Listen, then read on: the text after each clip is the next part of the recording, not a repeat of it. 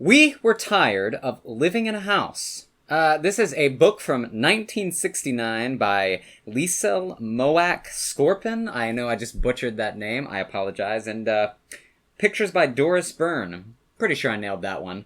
And I tell you, during the 6th month of quarantine, this book could not be more timeless, to put it that way. So anyway, here on the front cover, we have some children with some animals, and they look like they are indeed not living in a house. It looks like a cave. Now, this does come with a bit of a warning here, if you can see by flipping from the front cover over to the back. No. This bear is there. This might not end well. It looks like their house, and those are the bears, and they live in a cave like that, and there's a lot of red going on, like a lot of red. Is it foreshadowing the death of all of these children? I don't know. Let's find out! We were tired of living in a house, and, well, that definitely looks like a house. A very messy house. I think the children are making the parents upset.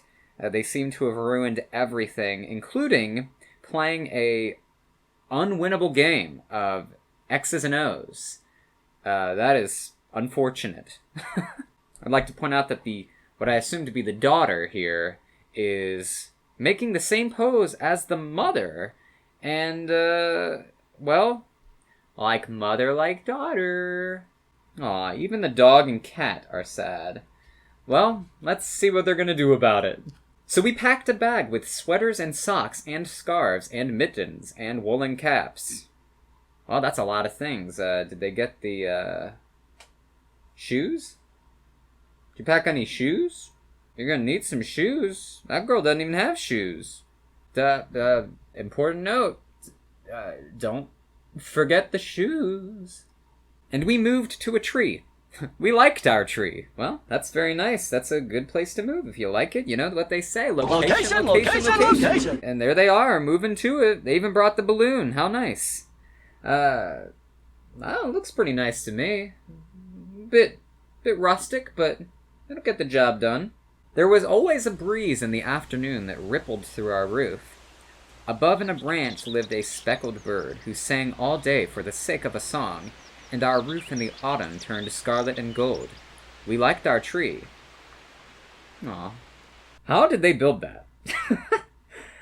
Okay, let's analyze this a little bit. Probably too much, but let's do it. So they've got what appear to be twigs and logs for the railing there. You can see the little sticks coming off of them. But then they just have like actual wooden planks with the nails and a bucket and things that they did not bring with them. Already, the limits of reality are being tested here for me. I mean, where'd they get an umbrella from? Like a big parasol. Also, babies in the tree.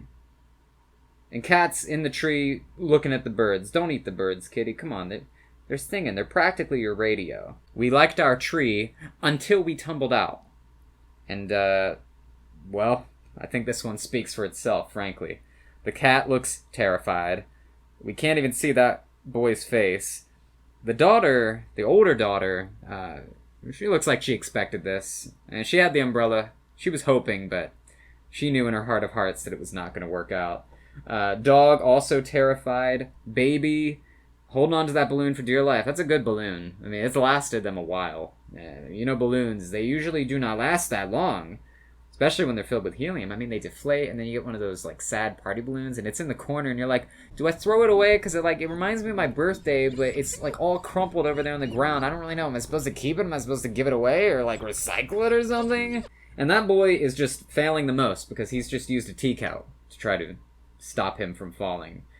And, so we packed our bags with sweaters and socks and scarves and mittens and scarlet leaves and gold. Gold? They found gold in the tree, unless it's supposed to be leaves that were gold-colored, but I'm going to choose to believe that these guys found a lot of money in that tree. I just spit all over the book. So now the boy is holding the umbrella and the balloon, both of which survived, along with all the kids and the dogs. So, well, these kids are just lucky to be alive, in my opinion. And we moved to a pond. We liked our pond. I mean, it's alright. It's no tree, but it's alright. Doggy's drinking the water, though. That's kind of sweet. I hope these kids are staying hydrated. Remember to drink water. Apparently these kids are engineers because, well, they built a raft. And they floated about among the reeds and lily pads. Below fish darted, dragonflies above, and pond frogs sang with us on summer nights. We liked our pond, comma. Okay, I think I know where this is going. But before we turn the page, what's going on here? There's some frogs. They look pretty happy to have some new neighbors. Dog is sitting at the table like he's a people. Look at that. Dog is pretending he's a people. And where's the cat? Where is the cat? I don't see the cat. Am I blind? Cat is dead.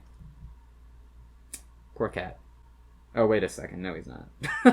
He's blending in with the pole. That's some good camouflage, dude. Good camouflage. So we liked our pond until we sank. It wasn't a very deep pond to begin with. I don't feel as bad about this one as I did about the tree. I mean, even the cat's still on the pole. Cat's doing alright. Oh, no. I feel really bad for the dog. He just looks so discouraged and concerned for his child friends, and... Aw, well, he's being a good boy, and that's all that matters. So we packed our bags with sweaters and socks and scarves, and scarlet leaves and gold that they found in the tree that's worth hundreds of thousands of dollars, but don't tell their parents. And a frog who was a particular friend. Oh, look at that! They got a happy little frog there. Look at him. He looks so happy to have a family. Even the dog and the cat are kind of... Well, actually, the dog looks kind of cool with it, but the cat looks a little angry. Like, this is a two-pet house, man. You're stepping on some turf here. And we moved to a cave. We liked our cave. Where are their parents? They just let them leave like that? They've been gone for, let's say, like, low ball, at least a week. They built a treehouse. They built a water raft. And now they're living in a cave. Judging by the looks on the young girl's face and the frog, at least they're happy. And, well, I guess that's all that matters. I mean, safety. Who cares about that? Ooh, this page is a little old. A little broken. Looks like somebody took a pair of, those crazy zigzag scissors to it, you know? We slept on beds of cool green moss. We hunted for blackberries in the woods. We dipped our water from the brook and roasted walnuts over a fire. When we weren't busy, we explored. We liked our cave. Well, looks like a nice cave. Not really sure why they're not in the cave. Well, it's a nice day outside. Can you blame them? Until we met the bears. Yep. Cat is terrified. Bears look concerned. Children look more amazed than terrified. And dog... Dog is just leaving. He's just like, Oh, there's even a little baby cub. Aw, poor guy. They all look just as terrified of each other as each other does of the other one. Oh, so we packed our bags with sweaters and socks, and scarlet leaves and gold, and a frog who was a particular friend, and precious stones that caught and held the sun, and did not get mauled by bears. Let me reiterate that, okay? They did not get mauled by bears. I just had to let that sit with me for a sec. Not only do they have gold, but they also found, like, precious diamonds and rubies. They're gonna go back to their parents loaded. And the dog and cat and the frog just... They're the best characters in this book. They have the most expressions. They are my faves, as the kids say. And we moved to the sea. We liked our sea. Where is the sea? We're just standing on a beach. I got some birds up there, but I don't see no water. I don't see no water at all. I love the dog here. He just looks so majestic, like he's standing on the Titanic or something. Oh, cool. Alright, I can get behind this one. We built a castle on the shore from salty water and warm sea sand, with turrets and towers and moats about. We hunted for treasure and dove in the waves, and slept to the pleasant songs of the surf. We liked our castle on the shore. That's pretty sweet. I don't know how long you could live in it, but I mean, at least it's got like a ladder and like a drawbridge, a couple piers going on. Where's the little frog guy? Is Frog Guy still hanging out? I don't see Frog Guy. Where's Frog Guy? We demand Frog Guy. Alright, I'm gonna choose to believe that he's just playing around in the water. He's okay. Nothing happened to Frog Guy, okay? He's alright. But the tides kept washing us out to sea. Aw. Well, at least they saved their flag. And, well, I guess that's pretty much it.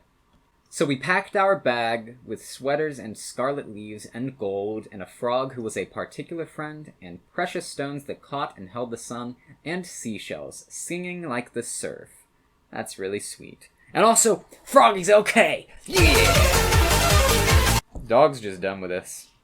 He just wants to go home. He's like, man, after the bears, I was out. And we went home to live in a house.